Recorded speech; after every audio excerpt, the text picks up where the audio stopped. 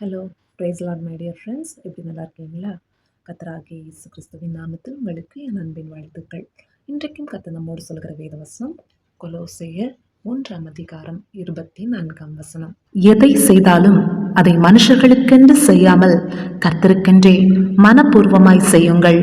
Whatever you do, work at it with all your heart, as working for the Lord, not for human masters. அருமையான தேவனுடைய பிள்ளைகளே, இங்கு ஒரு ஏழை விதவை காணிக்கை பெட்டியிலே 2 காசு போடுகிறார்.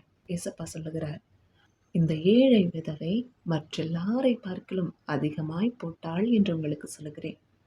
ஐஸ்வர்யவான்கள் எல்லாரும் தங்கள் பரிபூரணத்திலிருந்து தேவனுக்கு என்று போட்டார்கள். ஆனால் இவளோ தன் வறுமையிலிருந்து தன் ஜீவனத்திற்கு இருந்தது எல்லாவற்றையும் போட்டுவிட்டாள் என்று இயேசு கிறிஸ்து சொல்லுகிறார். வாஞ்சையுள்ள ஆத்துமாக்களை திருப்தியாக்குகிற தேவன் நம்முடைய தேவன்.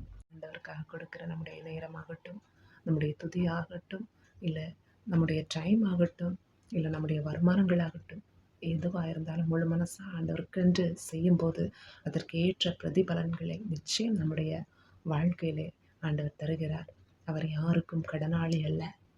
நாம் செய்ததை நமக்கு திரும்ப அளிக்கிற தேவன், பல மடங்காக அதை ஆசீர்வதித்து தருகிற தேவன். ஆண்டுடைய சமூகத்துல நம்ம முழுமையாய் அர்ப்பணிப்போம். கர்த்தர் நம்முடைய வாழ்க்கையிலே பெரிய காரியங்களை செய்வார். பரிசுத்த ஆவியானவரை தொடர்ந்து வழிநடத்துவாராக. கர்த்தர் தாமே இந்த வார்த்தைகள் மூலமாய் நம்மை ஆசீர்வதிப்பாராக. ஆமென். God bless you all. Bye bye.